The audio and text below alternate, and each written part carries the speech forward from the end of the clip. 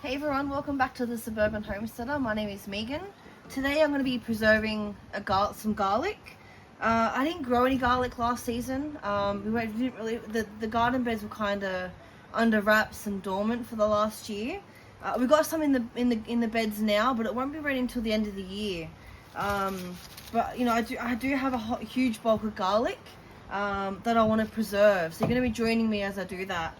So what I'm going to be doing is, I'm going to be doing it in two ways. I'm going to be freezing some, and I'm going to be dehydrating some. So here, I've got some bulbs, so you can, it'll be great if you've grown your own, but sometimes you don't always have that option. Either you haven't grown it, you don't have the space, you don't have enough, you know, whatever happens. But it's about preserving the bulk that you do get. So whether you've grown it, you've been given it, you bought it from the growers market, you bought it from the store, it's about preserving it, so then you have it to use at home. I don't like using garlic powder that is store-bought, so it's already in garlic powder, because they do usually put some sort of additives, so like anti-clumping agents and whatever. So I like doing my own. I've done it once or twice before. So I have a couple of bulbs of garlic, and then I also purchased a kilo of pre-peeled garlic, so that will be a huge time saver. So go ahead and use what best option is for you. Obviously store-bought garlic, you know, you don't know where it comes from unless they tell you where it comes from. Usually I like to get it from like the growers markets or direct from the farmers, because you know where it's come from. But you know, you do what's best and what you want to do for your family. So I'm going to be dehydrating some using my Bench Foods dehydrator. As you can see, I'm outside. The last two times we've done it indoors, and it just really smells out the house. So it ends up being a really pungent odor, and you get over it after a while, especially when you're trying to sleep. And it's probably not the best with an enclosed house. Being winter, everything's closed up, trying to keep the house warm. So under this back deck, you know, I've got some outdoor power here, and I'm going to be doing it out here for the first time. I'll probably run it for 8 or 9 hours, and I'll just keep checking on it until I'm satisfied with how dehydrated it is. I'll probably do maybe half of what I've got here in the dehydrator. I've got about 10 trays I can fill up. I'll do as much as I can, and then the rest of it, I've never had a mincer before, so I've previously just finely chopped it by hand and froze it in ice cube trays, and I've just pulled it out. Once it's frozen, I put it in like a storage container or a Ziploc bag, and then I just pull out a cube or so and chuck it in whatever I'm using as I'm using it. I've got a mini chopper attachment for my Kenwood that I was going to use once the garlic was dehydrated. I'm going to see if I can use that for fresh garlic as well and get like a minced texture, but we'll see how we go. I'll still freeze it, but we'll see how we go. So they're the two things that I'm doing with the garlic, and I'll take you along as I'm doing it, and we can see what the end result is. Alright, so first up we're going to be dehydrating the garlic. So I want to get it on, so it's going to take 8 or 9 hours. So you want to slice it very thin, because it'll be quicker to dehydrate. And you do want to try and cut it the same kind of thickness, but it's not always possible. And whenever you're going through garlic, you know, you obviously don't want to have the bad garlic, so the cloves that aren't like that have a bad spot on them, or if they don't look great, you don't want to have that, because it can spoil the rest of them. So you just want to be mindful of that. So I just want to be cutting it up very thinly, and then I'm going to be loading up the trays, and then once all the trays are loaded, I'm going to whack on the dehydrator.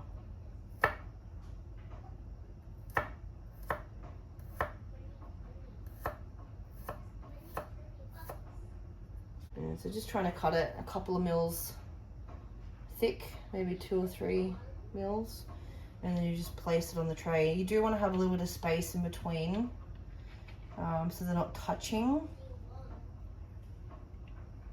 Now I guess you probably could try doing this in the oven as well. I haven't done that before. You just have to have a look up. You know, I would imagine it would just be, you know, slow and low, but the actual requirements I'm not 100% sure with, so maybe look that up.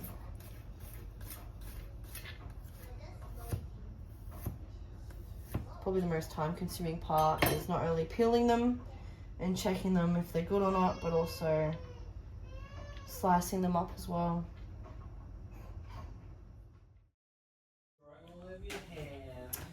So I'm finally finished. I've sliced it all up and I've placed them all on the trays.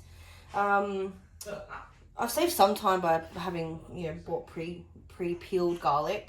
So normally when, you do your own garlic or you buy the actual whole bulb, you have to, split it, you have to peel it, you have to sort through all the bad ones. And like I said, for dehydrating, you kind of don't want any blemishes or any spots on them. For example, that spot there, I tend to avoid putting it particularly in the dehydrator anyway, because you don't want to risk spoiling the hard work that you've done. And also, look, it's time consuming overall.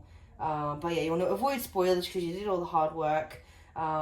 Look, there might be an easy way. So if you have an easier way to dehydrate your garlic, please let me know.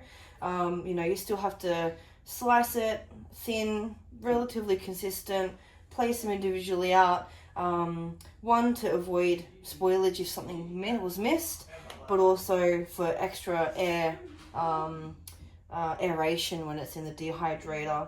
So I was actually thinking while I was doing it, has anyone actually minced the garlic and then spread it out on the tray like you would a roll up? And if that actually works or not, I might have to give that a try, but maybe on a smaller scale so I don't ruin all this garlic. Still got loads left.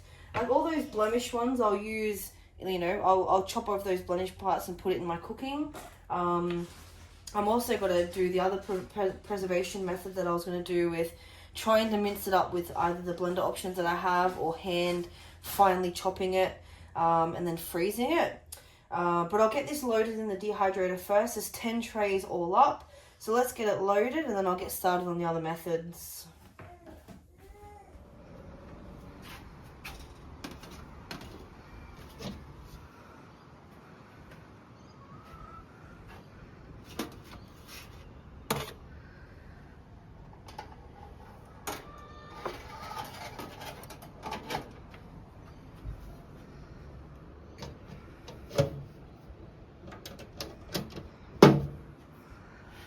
Alright, so let's turn it on.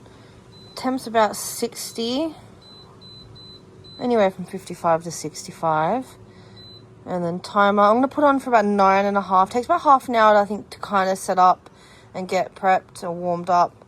And then it takes, up to 9 hours or so for it to dehydrate. I will keep checking on it though to make sure it becomes as dry and crispy as I want it to be for when I do blend it into a fine powder.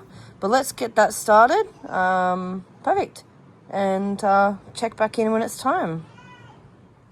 Alright, so I'm going to give these attachments for my Kenmore to try.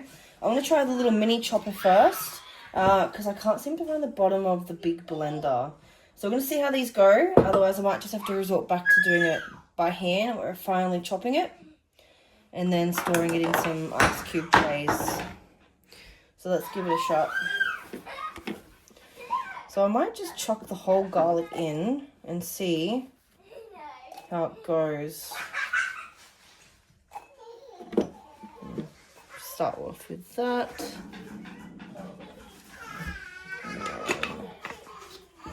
Put it on tight. I haven't used this attachment before. It's actually a new one. I got it specifically for my dehydrated garlic. It just sits on top. Just got to connect it in. There it is.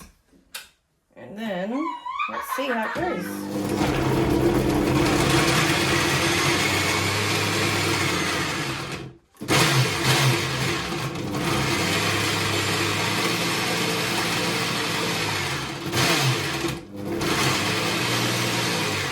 Looks like it clumps and it doesn't actually chop it finely.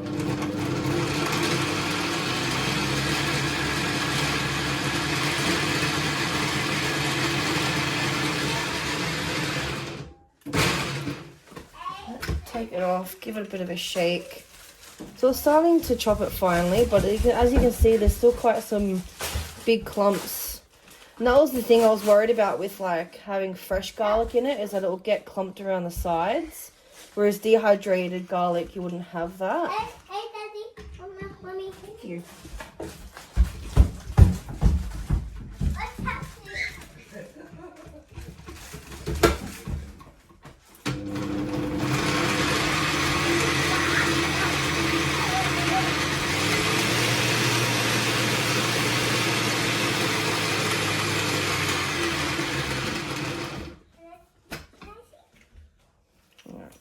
Might take the lid off and give it a bit of a scrape and see how it goes after getting back in there again.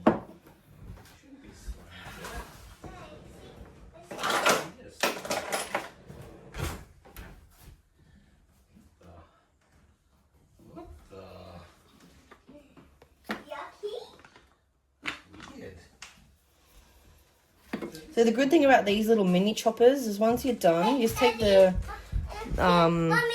top off and then put the lid on. So you literally blend it in the jar it's going to be in. Yeah? What? Sticks to the floor. It sticks to the floor. Alright. As you can see, it's not too bad, but it's just some clumping at the bottom, so I might just see how I go with scraping it and then blending it again. The only thing as well with the small one is you're gonna I've got loads of garlic, so it'll take time doing individual little small batches. Whereas the big blender, I was hoping I might see how it works. I might not do it the same kind of fineness, but you could probably do bigger batches.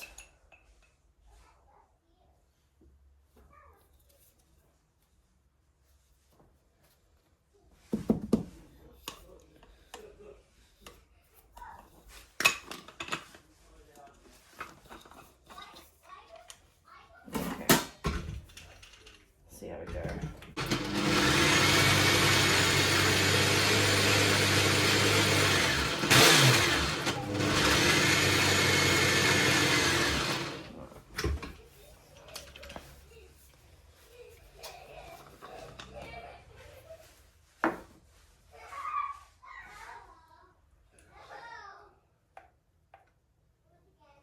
That's a bit better. That's a bit better.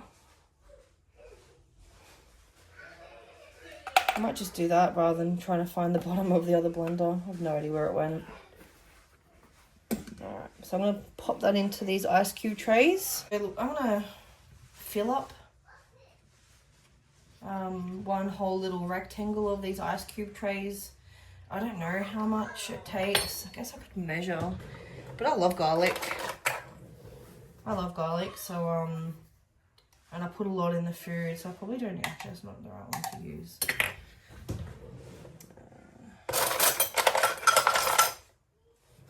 So this is half a teaspoon.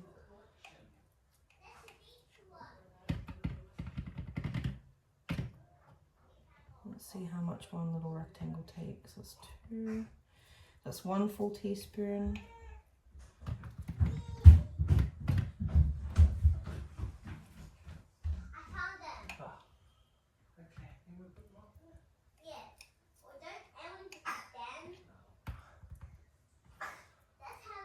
So approximately 2.5 teaspoons that it takes, and that's relatively packed too.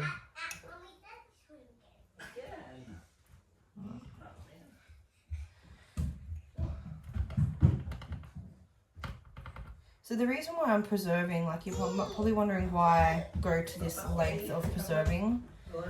Well, there's a number of reasons. You know, why do you preserve anything? It's to prolong your harvest, you know, reduce waste, you know, to have something a different way, or like for example tomatoes and dehydrated tomatoes, or even herbs, how they taste differently. Same with dehydrated garlic versus fresh garlic. But it's also for me convenience, you know, for me to, you know, I'm a bit time poor during the week with having work and the 2 kids and trying to get them, you know, fed after getting home from work, you know, fed, bath, bed, or bed, books in bed, you know, just might shave a few minutes of having to chop or a few seconds of having to chop garlic for a meal. So if I can just easily pull one of these out and whack it in the fry pan, or you know, whatever I'm doing, or even use the powder, just saves me that little bit extra time. Like I said, I love garlic, and you know, occasionally I get a couple of cloves, and rather than it going to waste, you know, I'd rather preserve it and not be able to use it later on in the year. Some people preserve, you know, their gluts, whether they've picked it from the garden or they've bought it from the store, you know, whether it's tomatoes or, you know, zucchinis or cucumbers, you know, you preserve it so you don't waste it, but also you can use it another time, especially if it is seasonal. You know, things are only seasonal. They're not really, you know, usually accessed year round, depending on what it is. So, you know, you can enjoy it other times of the year when normally you wouldn't be able to have access to it. Alright, so that's one. That's what, less than 8 rectangles. So I'll chuck a few more bulbs and do the whole thing on repeat until I'm got all 3 trays done, and then I'm going to whack it in the freezer. Once it's frozen, I'm just going to pop them out and put them in some Ziploc bags. Might be a bit easier for storage, and then I can reuse these for other things. And we'll go from there. So you can join me again when I've done it all. Alright, so that's it. I've actually used the whole kilo of peeled garlic. So I didn't quite make 3 full ice cube trays. There was about 2 left remaining. And then I've done 10 trays of the dehydrated garlic. That's still going, so once that's finished, I'll bring you back. We'll do the same thing with the mini chopper attachment to get a fine, hopefully a fine blend of garlic powder. But that's it. That's 1 kilo of preserved garlic. So I'll bring you back when it's done. Alright, welcome back everyone. So the dehydrator finished quite late last night. So I just took it all off the trays and stored it in a jar. It was too late to start blending it up and grinding it while the kids were sleeping. So I've just whacked it in this jar. So we've got quite a lot here out of the 10 trays. I dare say I'll probably need to do a few batches. But we'll see how we go once we start grinding it and seeing how it turns out. And then this is the frozen garlic. So like I said, we've got about 3 trays worth here. So it doesn't freeze absolutely solid, which is fine. But while I'm cooking, I'll just pop 1 or 2 of the rectangle cube things out and chuck them in the cooking, like stir fries or pastas or whatever I'm doing. And it's quite simple. So I'm just going to pop them out and put them in here, and then we'll get the grinding going. So I'm quite interested, like these are the only 2 methods that I've used to preserve garlic. I'm keen to hear if anyone does it differently, like, you know, if you have a different way of preserving your garlic, or if you do it the same way as me, but again, different.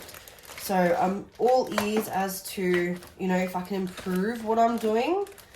So that's it there. So the form's not too bad. A lot better consistency than when I had to finally chop it last time.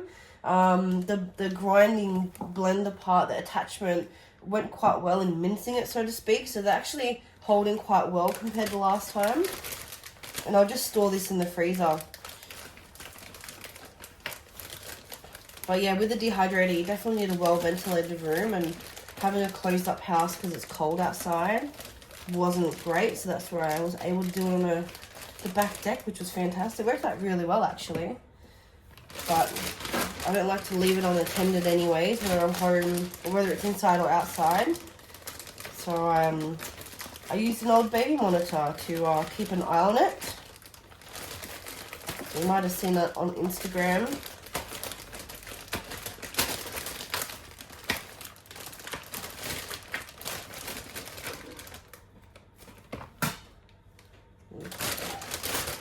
It's quite lucky. Like, so we used the whole 1 kilo bag. So like the dehydrated garlic, the garlic powder, and these, the minced garlic will do us for quite a little while. I do like to use a lot of garlic in my cooking, but it should last me at least until when our actual garlic is due for harvest, once it's been cured. So I'm hoping next time around when I do this, we're using our own garlic.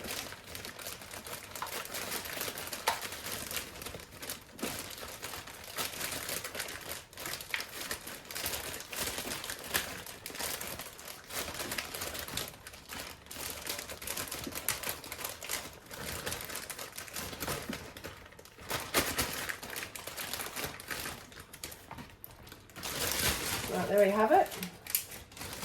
A big Ziploc bag full of portioned minced garlic. So that's going to go straight in the freezer. Alright, so now we're going to do the grinded garlic.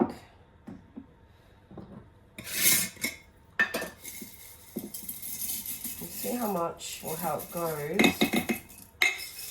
Might put that much in to start. I don't know if it's too much or too little. We'll soon find out.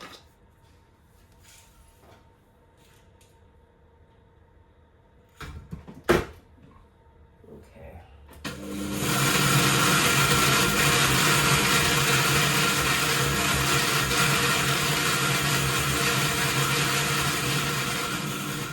Awesome. Looks like there might still be a few little chunks.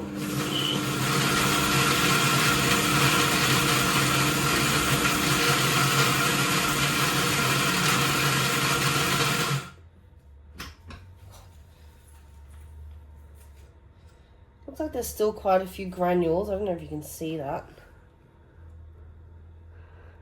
So there's some powder, some granules. Like what happened last time when I tried using my bigger blender. I was hoping it would really, like, I don't know if I have to keep it on longer, but I was hoping it would become a lot more finer. I'm not saying that the granules, you know, didn't work. Still used it all.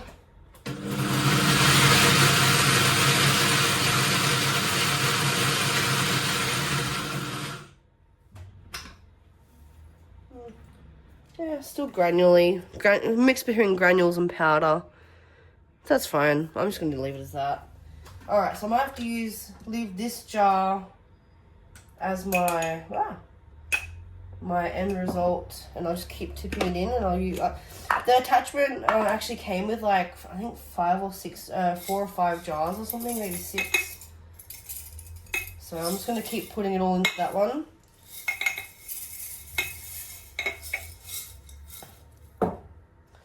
I was only thinking, you know, after I did all this, that I probably a little bit too much, but we'll see. I probably should have like weighed what the end result of the dehydrated garlic. I probably used maybe half of the kilo, so maybe half a kilo for the dehydrated garlic, and probably the same for the minced garlic. And it would have been good to see how much it actually weighed after being dehydrated. Might do that next time. All right, here we go.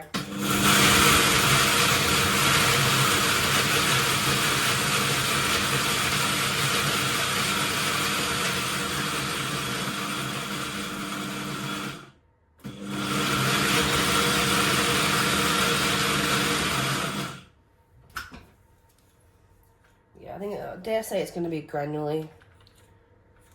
That's okay.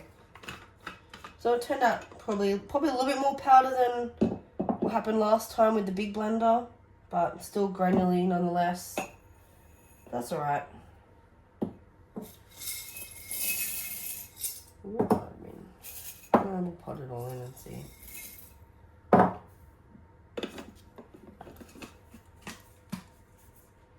Oh, there was a max line. I've exceeded that, but we'll see.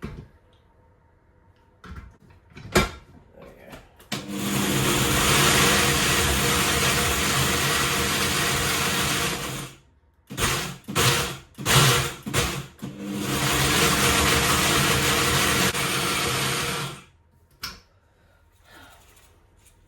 Yeah, look, I'm quite happy with that.